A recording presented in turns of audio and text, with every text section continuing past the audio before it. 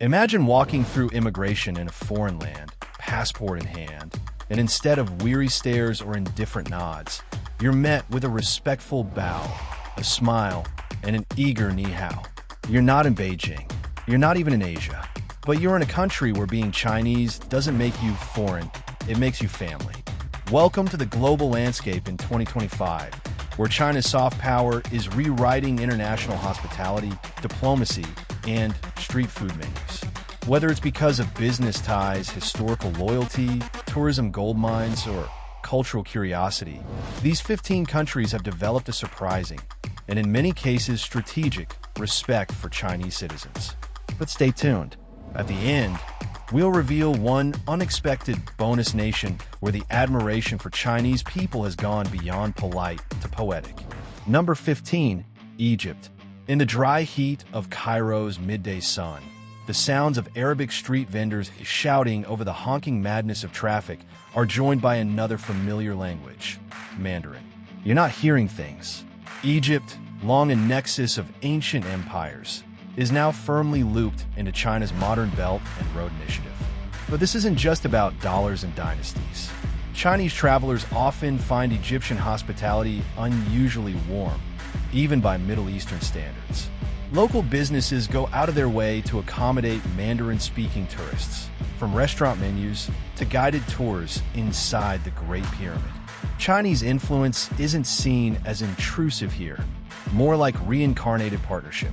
And while Western tourists may still dominate the pyramids in numbers, it's the Chinese who get remembered by name. If you've ever seen a camel blink in approval as a Chinese family rides off into the Sahara sunset, you know something special is happening. Hey, if this surprises you, just imagine what's coming. Smash that like button so the algorithm respects you as much as Egypt respects the Chinese. Number 14, Serbia. Walk through Belgrade today, and you'll spot it instantly. The red Chinese lanterns hanging from cafes, the silent guard of Huawei billboards standing tall, and the frequent toasts of ganbei between locals and Chinese expats in smoky bars. Serbia doesn't just tolerate Chinese presence. It embraces it with open arms and Balkan-sized hospitality.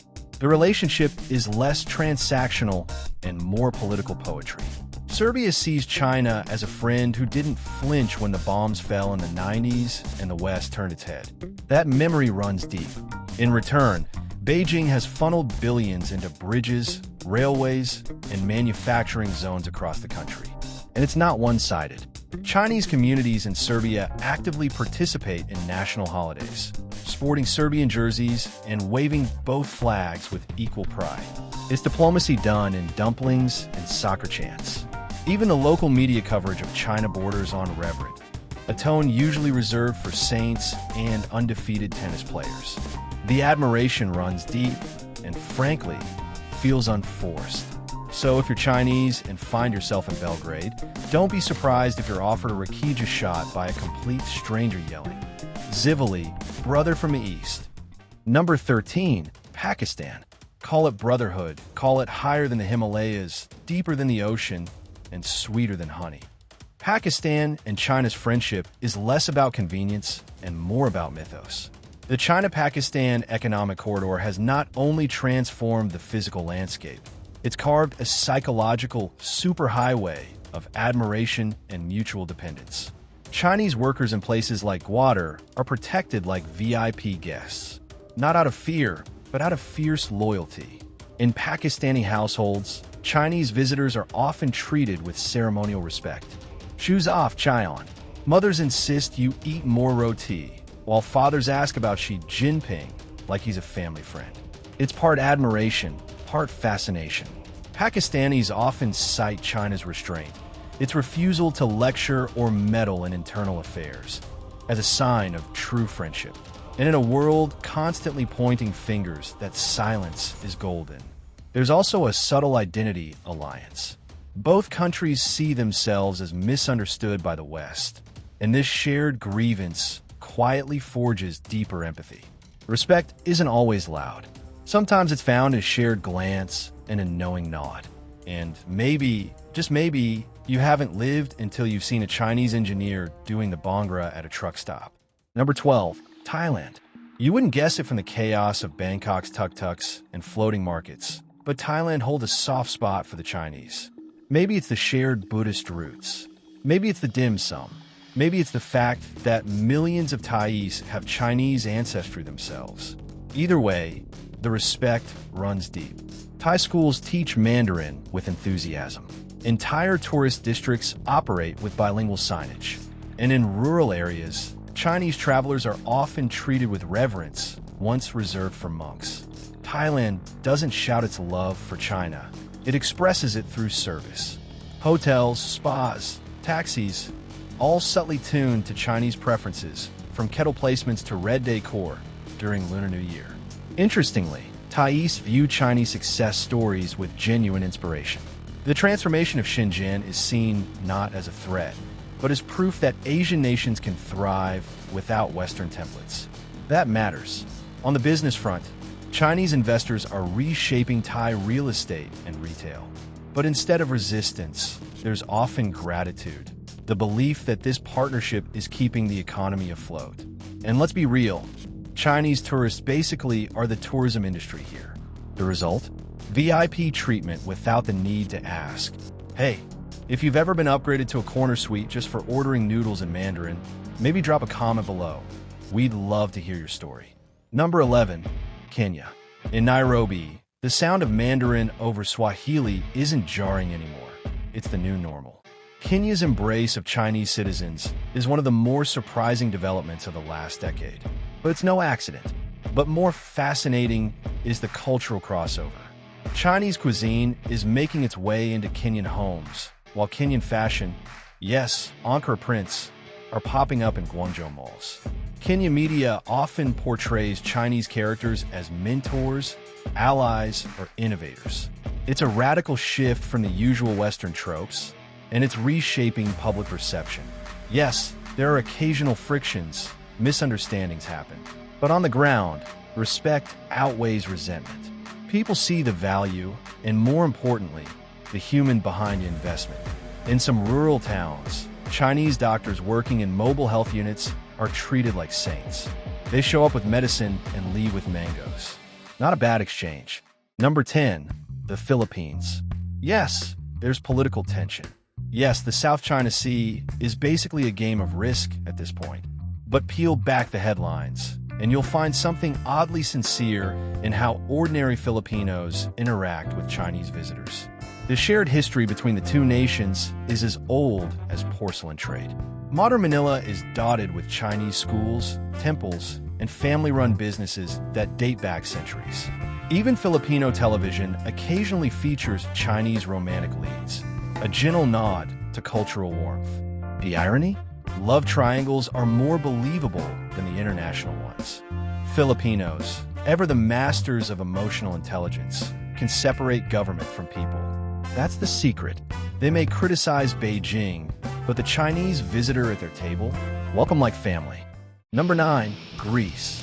When Chinese tourists walk through the ruins of the Acropolis, there's often a look of awe, like they're meeting an ancient sibling. The feeling is mutual. Greece sees in China not just another tourist block, but a fellow cradle of civilization. Piraeus Port is now a flagship symbol of Sino-Hellenic cooperation. Thanks to Chinese investment, it's one of the fastest-growing commercial hubs in Europe. But the economic respect has spilled into culture. You'll find Mandarin classes in Athenian schools and Greek statues on display in Shanghai museums. The cultural loop is complete. It helps that both countries understand hardship and resurgence. There's mutual respect for surviving economic collapse and bouncing back with dignity. If Socrates met Confucius today, they'd probably raise a glass of ouzo and say, "We told you respect goes a long way." Number 8, Hungary. Hungary has become China's European beachhead, quietly, efficiently, and with a weird amount of goulash. Budapest is now home to China's first university campus in Europe, Fudan, Hungary. That's not just education. That's diplomacy with a degree. The government openly praises China's development model. But the people? They're curious, respectful, and weirdly into Chinese martial arts. Local gyms offer Tai Chi classes. It's not ironic. It's serious. Chinese expats report high satisfaction here, and Hungarian media doesn't pander to Western narratives about China. There's balance, even admiration. In neighborhoods around the capital, you'll find fusion restaurants serving duck paprikash and Chinese wine. It's both delicious and kind of hilarious. Hungarians respect Chinese discipline and frugality, traits they say mirror their own. It's respect built on shared character, not just cash. Tourism boards are actively courting Chinese travelers, and Hungary is often one of the easiest Schengen countries for Chinese nationals to get a visa. That's policy driven by people-first optics. If you're still with us, you're clearly smarter than average. Go ahead and hit that like button before we reveal the real game changers ahead. Number 7. United Arab Emirates. Dubai doesn't whisper its admiration for China. It blasts it from LED towers and airport terminals. Chinese citizens are given VIP status here, often literally. It's not just about money. There's deep respect for Chinese work ethic, family structure, and technological prowess. In a culture obsessed with ambition, the Chinese example is aspirational. Even Emirati youth are flocking to learn Mandarin. Why? Because China isn't just a market anymore. It's a mindset, and they want in. Culturally, both societies appreciate modesty, hospitality, and mutual respect. That translates into real-world treatment. Chinese women, in particular, report feeling safer and more welcomed here than in many Western destinations. Respect deserves recognition. Drop a comment if you've ever felt more at home abroad than you expected. Number 6. Laos. Tucked into Southeast Asia's green folds, Laos is often overlooked, but not by China, and definitely not by Laotians. The two share more than just a border. They share power grids, roads, schools, and increasingly, a vision of regional development. China has become Laos's most important partner, and the people know it. Chinese visitors are greeted like benefactors, not tourists. Restaurants adapt menus. Drivers tune their radios to Mandarin stations. And teachers assign Chinese poems alongside Laotian legends. And in temples where saffron robes sway and incense curls into the sky, Chinese visitors are often offered front row seats. Not for status, but for solidarity. Absolutely. Here's number 5 to number 2. Each entry crafted with 7 unique, engaging paragraphs that maintain narrative momentum, character, and cultural insight, all within your immersive, second-person voice and tone. Number 5. South Africa. Step off a flight in Johannesburg, and you're met not just with African warmth, but something subtly different. A sense that, as a Chinese visitor, you're more than just a tourist. You're a partner, a respected guest, sometimes even a prototype of what modern ambition looks like. South Africa doesn't just like China. It studies it, imitates it, and in some cases, tries to keep up. This mutual admiration didn't form overnight. It was hammered out over years of trade, construction, and political alignment through BRICS, that economic power clique where both nations flex their developmental muscles. China's helped build railways, mines, and shopping centers here. But in return, South Africans have given Chinese entrepreneurs something far rarer than a permit: trust. What's more impressive is how much of this respect filters down to the streets. Chinese store owners in Cape Town's Bocap neighborhood are part of the community, not just a backdrop. They're invited to Sunday barbecues, or, as locals call it, braais, where soy sauce and peri-peri share the same table like it's totally normal. Because here it is. At universities, Chinese exchange students often rave about the real conversations they can have. Not just small talk, but intellectual grappling with everything from apartheid history to Xi Jinping's economic doctrine. There's no babying here. South Africans debate hard, but they respect thinkers. If you can hold your ground, they'll hold open the door. And then there's the art. South African galleries are increasingly showcasing Chinese-African fusion pieces. Ink-washed zebras, Ndebele dragons, poems about the Great Wall scrawled in Zulu. This isn't kitsch. It's a collaboration. It's two continents shaking hands with a brushstroke. Interestingly, older generations, especially those from townships who remember the sanctions era, see China as a rare foreign power that didn't moralize or meddle. just offered deals and dignity. That carries weight in a country still deeply skeptical of Western lectures. Number 4. Malaysia. You arrive in Kuala Lumpur, and there's an odd sense of déjà vu. Red lanterns sway next to crescent moons. Calligraphy scrolls hang beside halal menus, and you hear Mandarin as often as Bisa Malayu. This is Malaysia, a country where Chinese culture isn't imported but deeply rooted. Roughly 23% of Malaysia's population is ethnically Chinese. That's not a minority, that's a legacy. So for a Chinese citizen visiting, this isn't a foreign trip, it's a cultural echo chamber. You see your own holidays celebrated nationally, your language spoken fluently, and your heritage preserved in a parallel dimension. But what makes Malaysia different isn't just its demographics, it's the vibe. Here, Chinese traditions haven't been diluted. They've been interwoven. Lunar New Year parades often feature Malay musicians. Dumplings are sold in banana leaves. And Chinese visitors are seen less as outsiders and more as long-lost cousins. The government, for its part, actively courts Chinese tourism and investment. In return, Malaysia is seen by Chinese nationals as a safe, familiar, yet tropical haven.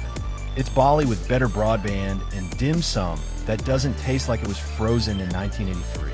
You'll even find young Malaysian influencers who post in Mandarin, catering to a Chinese audience hungry for something familiar but foreign. It's proof that admiration doesn't always flow one way. Sometimes it loops. Number 3. Russia. Moscow may freeze your face off, but if you're Chinese, the welcome can be strangely warm. Not overly affectionate. This is Russia, after all, but respectful in a way that feels deliberate, strategic, earnest.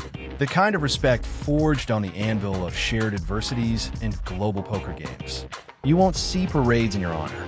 What you will see are invitations to state dinners, no visa group entry policies, and signs in Mandarin in major cities from Vladivostok to St. Petersburg. Chinese influence here isn't just tolerated. It's essential, and the people know it. The Russian-Chinese relationship is less about romance and more about resilience. These are two giants who found themselves at odds with the West, and each other a mirror. Not always flattering, but deeply familiar. Respect, in this context, comes from recognition of strength, of stubbornness, of shared global goals. Culturally, there's admiration for China's discipline and technological edge. Russian business elites speak of Huawei the way others speak of Tesla, with equal parts envy and ambition. In return, many Chinese see Russia as a land of resources, brains, and brutal honesty. That last part is weirdly endearing. Even among everyday Russians, there's less xenophobia toward Chinese nationals than toward other groups. Part of that is proximity, part of it is history, but mostly it's because Russians, for all their cynicism, respect competence. And Chinese visitors exude it in spades. And while the Kremlin's chessboard might shift from year to year, one truth holds steady. China and Russia won't always agree, but they'll always understand each other. That's not friendship. That's alliance-level respect. Number 2, Indonesia. Indonesia is the largest Muslim-majority country on Earth, with over 17,000 islands, 700 languages, and one surprisingly consistent cultural trend: a deep-seated respect for Chinese people that goes far beyond economics. Historically, Chinese Indonesians have faced serious discrimination, everything from economic jealousy to violent persecution. And yet today, Chinese culture is not just surviving here, it's thriving. Chinatown in Jakarta is a buzzing, blaring, beautiful mess of markets, shrines, and modern malls. But beyond the tourist gloss, something real has shifted. Modern Indonesians, especially younger generations, have embraced Chinese influence with open arms. K-pop may rule the playlists, but Chinese dramas, fashion, and TikTok trends are not far behind. There's a subtle social admiration for Chinese aesthetics, work ethic, and family-centered values. It's no longer niche, it's aspirational. Even politically, Indonesia has softened its tone. Chinese investment in infrastructure, digital payment systems, and e-commerce has helped modernize parts of the archipelago that were previously ignored. That earns respect, not just from governments, but from people whose daily lives are now easier. Culinary culture reflects this respect beautifully.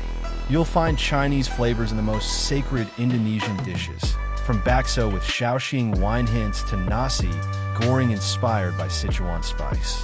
It's culinary integration that no one asked for, but everyone loves. Wait for it. Bonus country reveal. Bonus nation. Colombia's quiet cultural crush. No one expects Colombia to pop up on a list of Chinese-friendly countries. And yet, the respect here is blooming, slowly, sincerely, and salsa-infused. Colombians admire Chinese perseverance. They see in the Chinese rise a mirror of their own dreams. Both are cultures rising from shadows into the light. And Chinese investors in coffee and mining are often welcomed with music, not protest signs. There's a sense that China listens, and in Latin America, that goes a long way. If you're Chinese and dancing salsa in a Cali nightclub, you'll probably be invited to someone's wedding by midnight. It's just how Colombians roll. And honestly, respect never felt so rhythmic. Number 1. Singapore. Singapore is not just a hub for Chinese influence. It is a reflection of it. With a population that's nearly 3/4 ethnic Chinese, respect here isn't extended, it's embedded. Mandarin is one of the 4 official languages. Lunar New Year is a national holiday. And Chinese customs don't just survive, they thrive in hypermodern form. But it's not just heritage. Chinese nationals visiting or working here are treated with a level of dignity that's rare even in China itself. Think efficient systems, no discrimination, and streamlined visas. Business culture syncs effortlessly. The Confucian undercurrents of hierarchy and harmony are alive in Singapore's boardrooms and street stalls alike. Chinese students studying here describe it as home away from home, but with better Wi-Fi. The educational institutions actively court Chinese talent, and the social fabric is designed to include, not alienate. Singaporeans admire China's rise. But more importantly, they see Chinese people not as others, but as kin. This isn't respect you earn, it's respect you inherit. And there you have it, 15 nations, one global truth. Chinese influence isn't just economic. It's emotional, cultural, and increasingly respected. Which of these countries surprised you the most? Let us know in the comments. And, as always, respect where respect is due. Catch you in the next one.